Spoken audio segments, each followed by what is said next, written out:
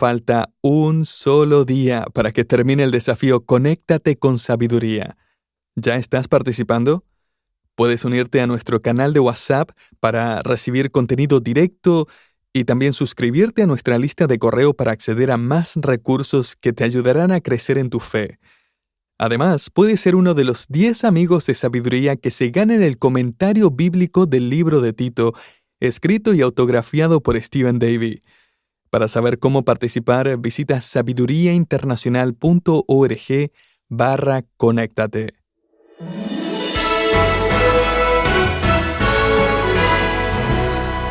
No todas las historias terminan como esperábamos. Algunas quedan inconclusas, otras nos dejan preguntas sin responder. Pero cuando Dios escribe la historia, el desenlace siempre revela algo mayor de lo que imaginábamos. Bienvenido a Sabiduría para el Corazón, la exposición bíblica del pastor Stephen Davey en la voz y adaptación de Daniel Cuquín. Hoy concluimos nuestro estudio en el libro de Ruth y descubriremos que su cierre no es simplemente el final de una historia familiar, sino la revelación de un plan eterno que apunta directamente a nuestro Redentor. Acompáñenos en esta lección titulada El verdadero final feliz.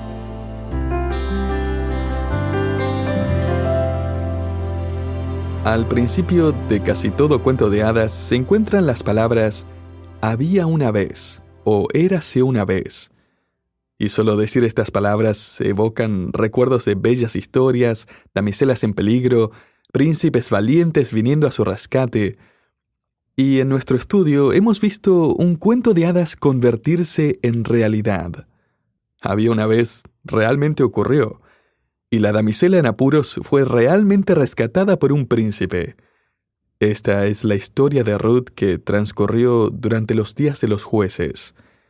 Ruth y Booz fueron personas de verdad, con imperfecciones y pecado y una gran necesidad de recibir la gracia de Dios en su diario vivir, y sin embargo ellos son un gran ejemplo a seguir. Ellos fueron personas que amaron a Dios y lo obedecieron antes y después de casarse. Una pareja que no solo vivió piadosamente, sino que también crió a un hijo de forma piadosa.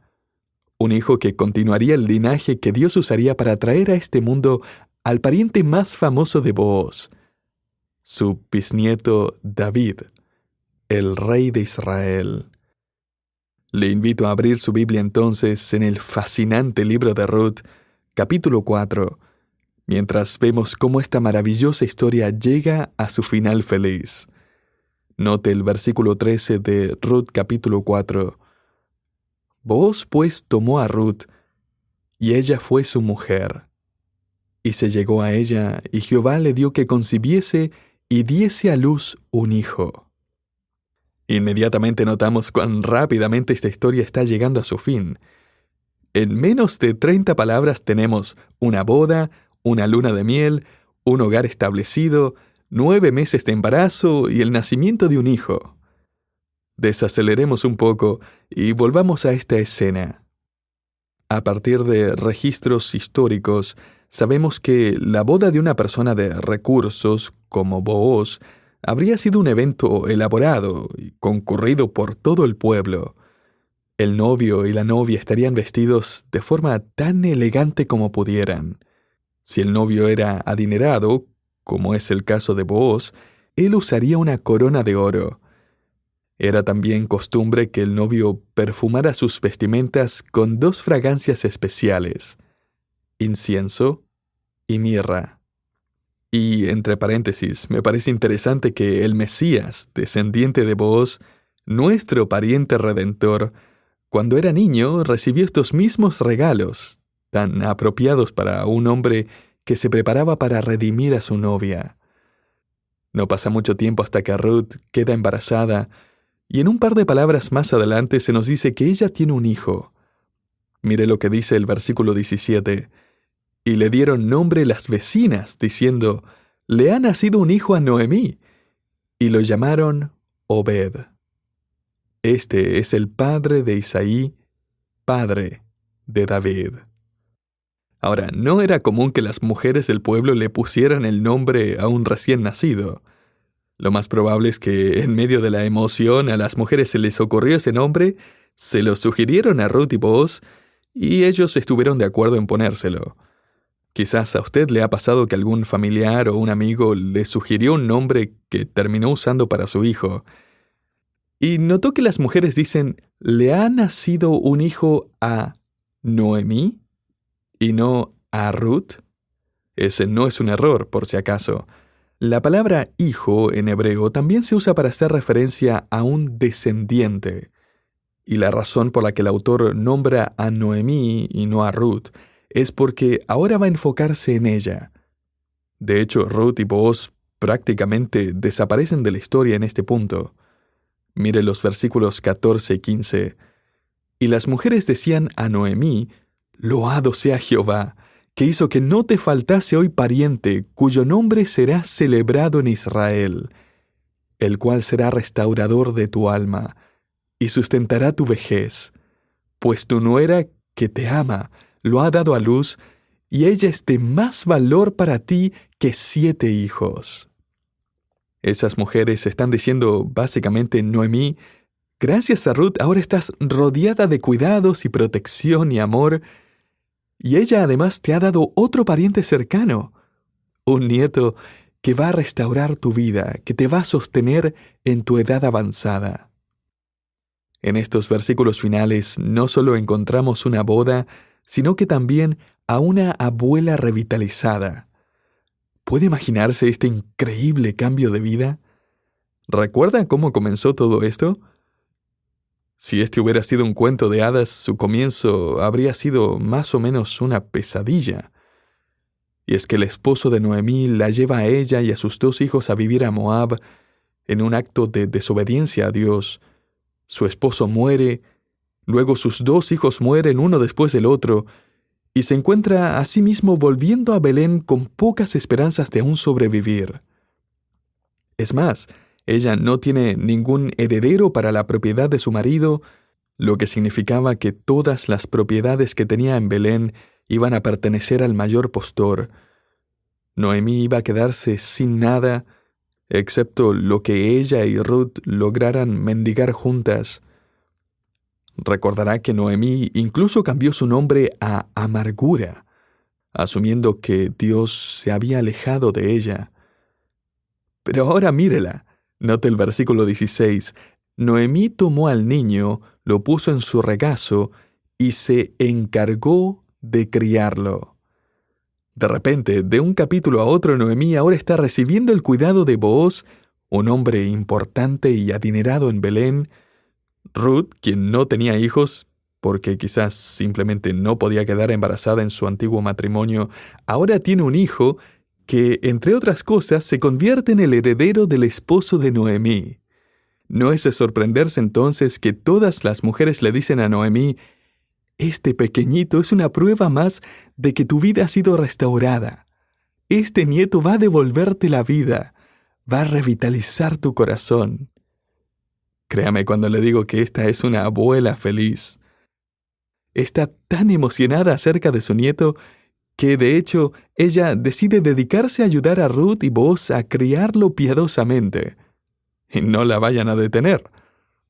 Warren Wiersbe, comentando acerca del gozo de Noemí en este texto, y escribiendo como abuelo también, dijo, «Los nietos son mejores que una fuente de la juventud, porque cada vez que nos vienen a visitar, nos sentimos jóvenes otra vez». Alguien una vez escribió que los abuelos son los aliados naturales de los niños. ¿No es cierto? En un restaurante una vez vi una decoración que decía «La correa de la abuela», y era un palo largo y al final tenía una almohada. Gran verdad.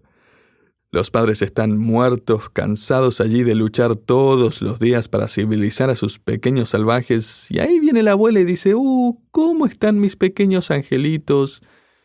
Los abuelos tienen una imagen completamente distinta de sus nietos.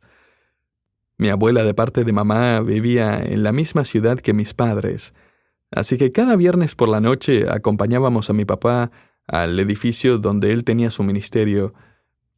El edificio era grande, tenía 3 pisos y adentro había de todo, desde una biblioteca y cuartos de estudio a salas de juegos con mesas de ping-pong, juegos de mesa, galletas gratis. No ayudábamos mucho, pero sí que la pasábamos bien. Y casi todos los viernes por la noche, a cada uno de nosotros, le tocaba ir a pasar la noche en casa de la abuela. Ella había quedado viuda por varios años, y pasar la noche en su casa era la guinda de la torta ese viernes.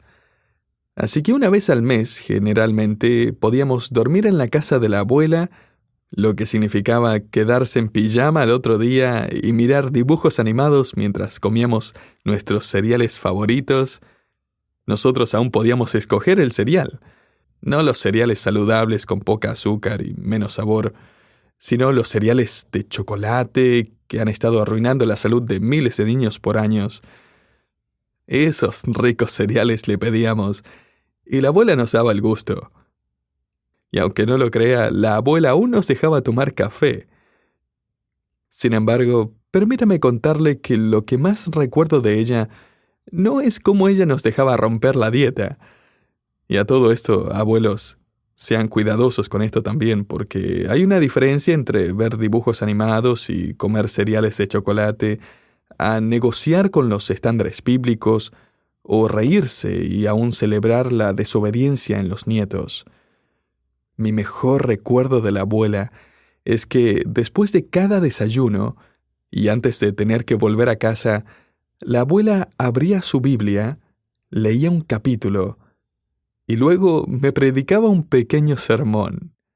Me hablaba de mi necesidad de seguir a Cristo y de darle mi vida a Él. Y después ella oraba, las oraciones más largas de mi vida. La abuela oraba por todo el mundo.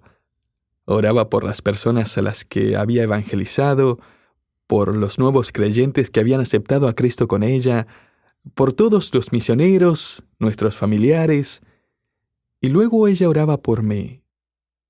La abuela no hizo más que complementar el trabajo de mis padres para verme crecer y seguir al Señor. Así que cuando veo esta pequeña frase que nos cuenta acerca del cuidado de Noemí con su nieto, me acuerdo de mi abuela y la bendición que ella fue para mi vida. Un abuelo tiene la capacidad de impactar a sus nietos de muchas formas. Permítame sugerirle un par rápidamente. Un abuelo puede ofrecer seguridad emocional y aún física cuando los padres fallan en darla. Un abuelo puede enseñarles a sus nietos acerca del Evangelio y el plan de salvación. Un abuelo puede dar testimonio de la forma en que Dios ha sido fiel a través de los años. Ese es el deseo de Dios, como vemos en Josué capítulo 4, cuando Dios manda a su pueblo a enseñarles a sus hijos y nietos y al resto de las generaciones acerca de los milagros que Él había hecho por ellos. Un abuelo puede ser un consejero sabio, combinando años de experiencia con su conocimiento bíblico. Un abuelo puede a veces ser muy útil para aconsejar a su nieto cuando éste puede tener preguntas que tiene vergüenza de hacérselas a sus padres. Un abuelo puede ser un gran amigo para los niños que sienten que, además de mamá y papá, no pueden confiar en nadie más. Un abuelo entiende de forma única la brevedad de la vida y la importancia de compartir los momentos con su familia. Y como generalmente los abuelos ya no tienen tantas responsabilidades, pueden dedicar más tiempo para compartir con sus nietos. Mientras estudiaba este tema, descubrí que la mitad de la población adulta sobre la edad de 45 años es un abuelo o abuela. De hecho, el 83% de las personas de 60 o más años ya son abuelos. Los padres y los abuelos tienen roles diferentes, pero ambos son roles esenciales. Y en el caso de Ruth, Noemí podía ofrecer algo que ella no podía. Ruth era una nueva creyente. Ella no sabía prácticamente nada acerca de las costumbres y las tradiciones judías. Ella tenía tanto que aprender, de la ley de Moisés, de la historia del pueblo de Dios, y no habría tenido tiempo de aprender todo eso antes de que Obed empezara a hacerle preguntas. Qué maravillosa ayuda fue Noemí para Ruth y Booz, mientras juntos invertían en la vida de este nuevo integrante de su familia. Y así, en estos últimos versículos del libro de Ruth, tenemos una boda, una abuela revitalizada, y finalmente un anticipo de nuestro maravilloso pariente redentor. El libro de Ruth termina de forma tan rápida y abrupta como comenzó. El último párrafo, interesantemente, nos entrega un registro genealógico. El versículo 18 dice: Fares fue el padre de Hezrón, Hezrón el padre de Ram, Ram el padre de Aminadab, Aminadab el padre de Naasón, Naasón el padre de Salmón, Salmón el padre de Booz, Booz el padre de Obed, Obed el padre de Isaí, e Isaí el padre de David. Inmediatamente nos llama la atención el hecho de que Ruth, la viuda moabita, quien una vez fue una pobre recogedora de espigas en los campos de Belén, se ha convertido en la bisabuela del rey David. Es aún posible que ella vivió lo suficiente como para verlo nacer. Y sin embargo, ese no es realmente el final de la historia. ¿No le gustaría saber un poquito más acerca de ellos? A mí sí. Mire el capítulo 5 y note los versículos 1 al 5. Y sucedió que Booz y Ruth se casaron en presencia de muchos testigos. Los invitados vinieron de toda Judea para bendecir la unión y el futuro hogar de Booz y Ruth. Y después de que los invitados se hubieran ido, Booz se levantó cuando aún estaba oscuro. Buscó a través de la casa y no pudo encontrar a Ruth por ningún lado. Empezó a buscarla diligentemente fuera de la casa y al llegar al campo vio que su esposa estaba recogiendo espigas. Una vez más, ella estaba vestida con ropa vieja y sucia y tenía sobre sus hombros un saco para poner el grano. «Ruth», él la llamó mientras corría hacia ella. «Ruth, ¿por qué estás recogiendo en los campos?» Ella se postró en tierra y dijo: «Esposo mío, seguramente debo encontrar algo para satisfacer el hambre que tendré hoy». Y después de oír esto, Booz abrazó a Ruth y le dijo: «Ruth, ¿no entiendes que desde hoy te has convertido en mi esposa y todo lo que es mío te pertenece?» Ok, acabo de inventar todo eso. Ya deje de buscar Ruth capítulo 5. Y sin embargo, este es el resto de la historia para nosotros, que hemos sido redimidos. ¿No es así? Booz es una gran ilustración de nuestro pariente redentor, Jesucristo, quien nos ha incluido en la familia de Dios.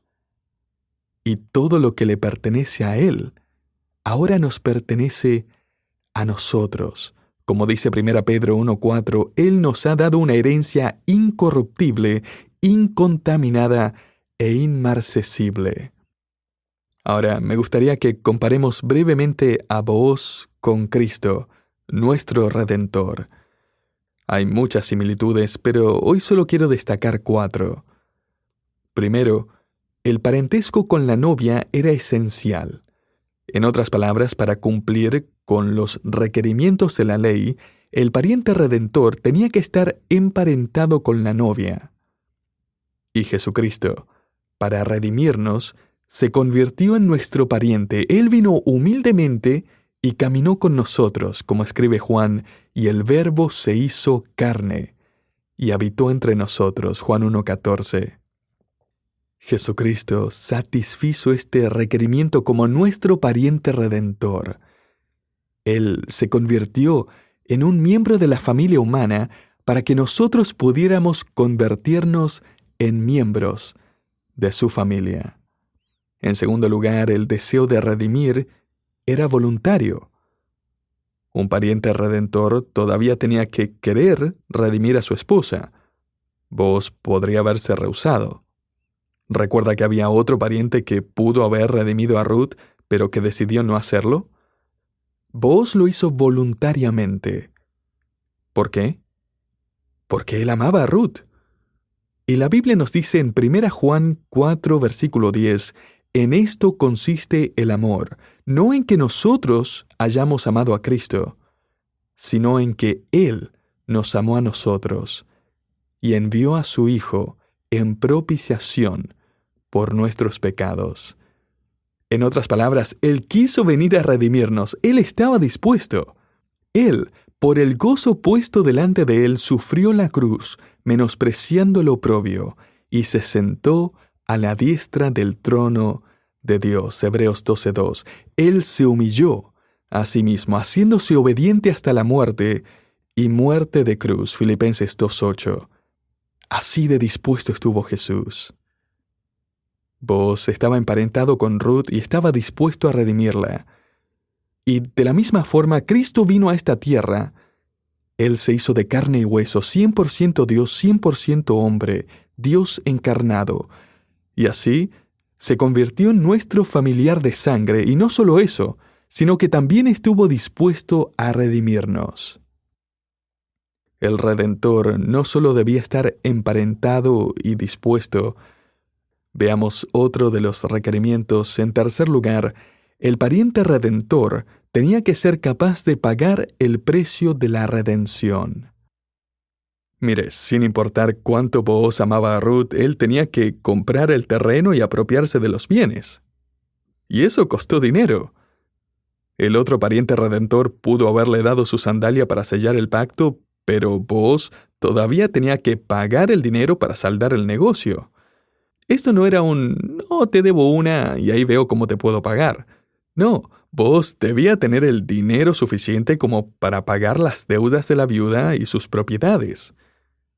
Afortunadamente, Booz era lo suficientemente adinerado como para pagar las deudas de las propiedades de Elimelech y apropiarse de los bienes de Noemí y Ruth.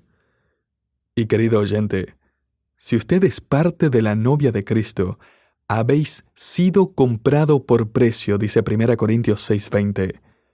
Cristo, quien es infinitamente rico, pudo costear el precio de nuestra redención. Y el precio no era dinero. El precio de nuestra redención fue la sangre de Jesucristo.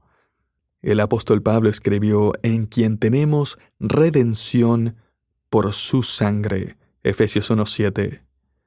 Y me pareció interesante que según la costumbre judía, el pariente redentor también tenía la responsabilidad de liberar de la esclavitud a cualquier miembro de la familia de la novia, si éste se había visto forzado a venderse a sí mismo para pagar sus deudas. Un pariente redentor literalmente saldaba toda deuda que estuviera a nombre de su amada. Y de la misma forma, nuestro Señor dijo sobre la cruz, hecho está. Tetelestai fue la palabra griega que Jesús usó, y esta significa literalmente, está pagado por completo.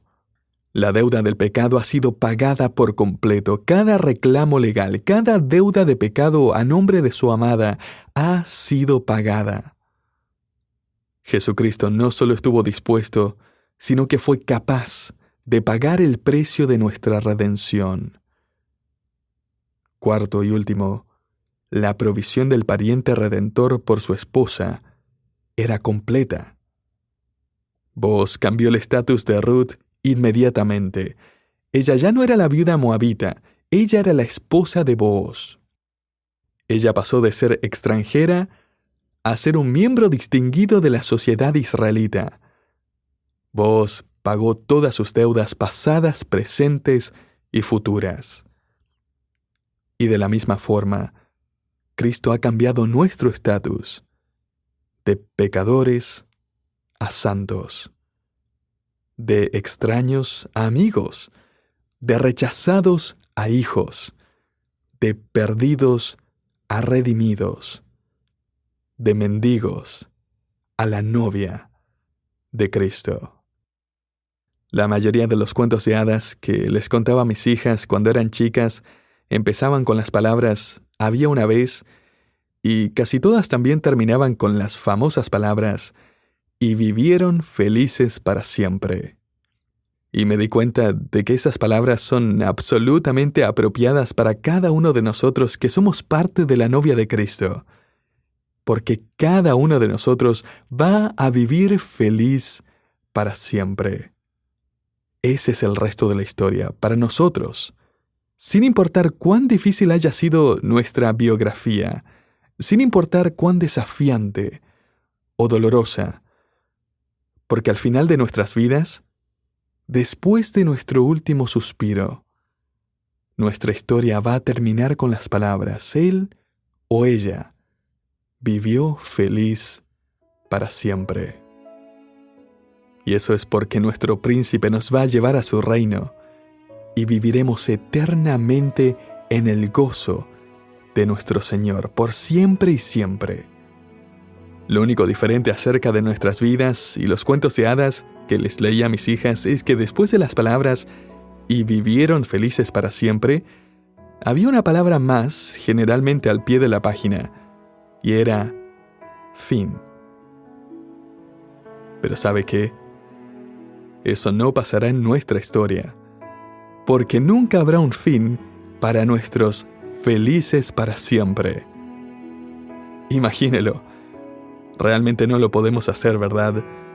Y sin embargo, por fe, creemos en nuestro pariente redentor, nuestro Señor Jesucristo, y nos aferramos a sus promesas de gracia, misericordia, amor, y sabemos que un día vamos a entrar a la gloria del cielo para vivir con Él por siempre. ¿Por qué? Porque Él está emparentado con nosotros, y Él estuvo dispuesto a redimirnos, y Él fue capaz de redimirnos, y Él fue capaz de cubrir todas nuestras deudas. Y las últimas palabras en la biografía de la Iglesia, de la novia de Cristo, aquellos que le pertenecen por fe, no será la palabra fin, sino las palabras "y vivieron felices para siempre".